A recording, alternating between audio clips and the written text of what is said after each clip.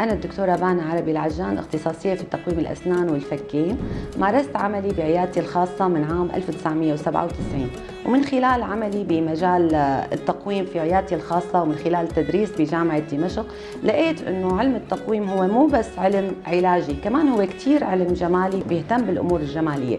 مشان هيك بلشت أطور الأمور معي حتى أشتغل على التجميل غير الجراحي والتجميل الجراحي. وخلال مسيرة كفاح طويلة قدرت أني حول عيادة دكتورة بانا عربي العجان لعيادة بينوبان الطبية الشاملة اللي بتهتم بالأمور السنية والتجميلية والعناية بالبشرة.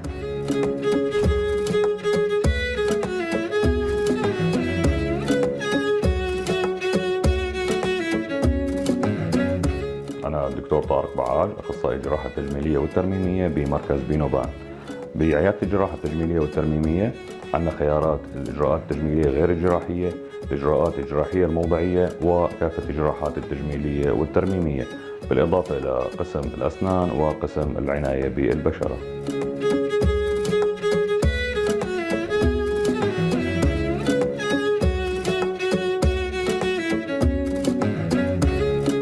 أنا الدكتور مؤيد زاهدة، أخصائي بتجميل الأسنان من عيادة بينوبان العيادة الطبية الشاملة.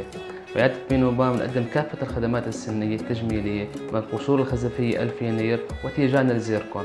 إضافة إلى ذلك بنقدم خدمات تبييض الأسنان وكافة الحشوات التجميلية والعلاجات اللبية الأخرى.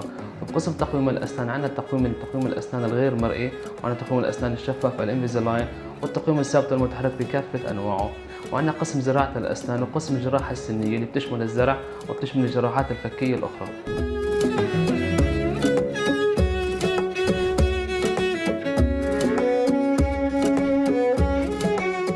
أنا رؤية نصر الدين، أخصائية البشرة والليزر من قسم التجميل بعيادة بينوبان العيادة الطبية الشاملة.